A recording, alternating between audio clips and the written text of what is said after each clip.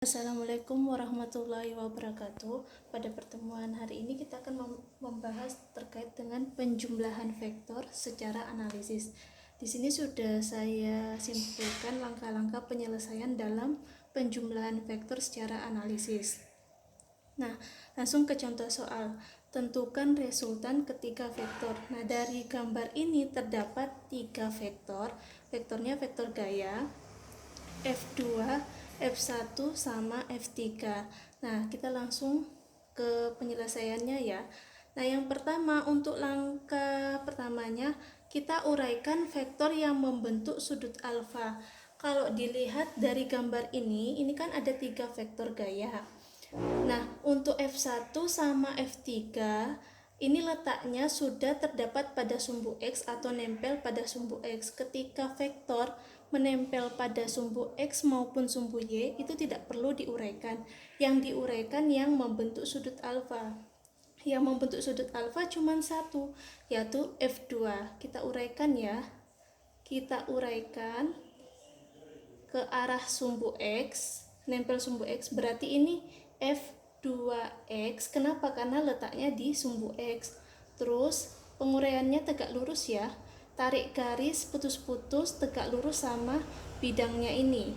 Berarti ini F2Y. Nah, sudah ya.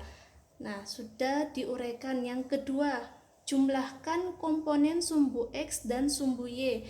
Berarti kita menjumlahkan masing-masing komponen pada sumbu X sama sumbu Y. Yang pertama sumbu X, jumlah berarti sigma. Kita cari dulu sigma Fx.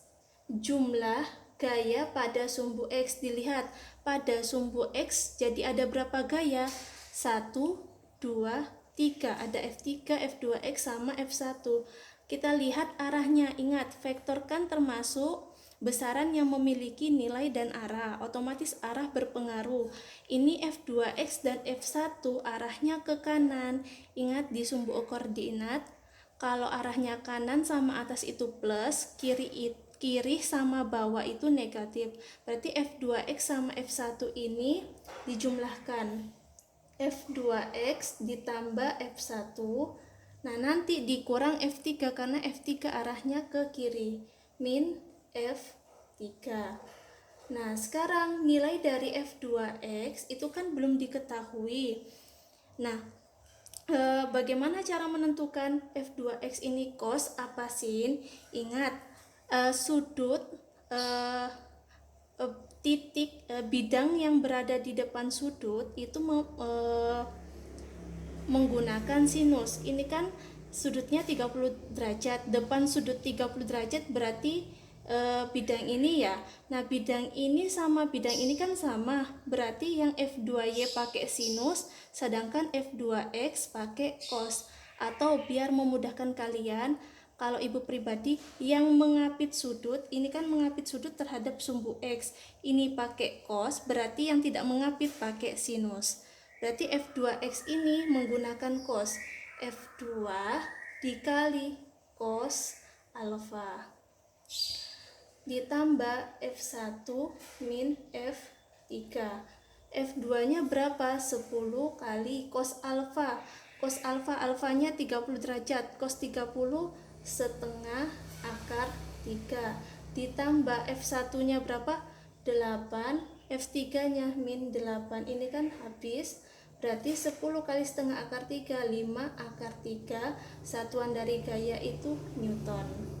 Nah, sudah ketemu komponen sumbu X. Sekarang kita ke komponen sumbu Y, berarti sigma Fy. Dilihat pada sumbu Y, berarti ini ya, ada berapa komponen? Lah, ternyata cuma satu, yaitu F2Y. Arahnya gimana? Ke atas. Kalau ke atas plus, berarti cuma F2Y. Ingat, karena F2X sudah menggunakan cos, berarti F2Y pakai sinus alfa. F2 kali sin alfa. F2 nya berapa? 10 kali sin alfa berarti sin 30, karena sudutnya 30, 1/2. 10 kali 1/2, 5. ketemu langkah sudah menyelesaikan langkah 1, langkah 2, sekarang ke langkah 3, menentukan resultan vektor. Resultan itu penjumlah ya. Jadi jumlah keseluruhan vektor. Resultan vektor rumusnya akar sigma fx kuadrat ditambah sigma fy kuadrat. Akar sigma fx berapa? 5. Akar 3 ini kuadrat ditambah sigma fy 5 kuadrat.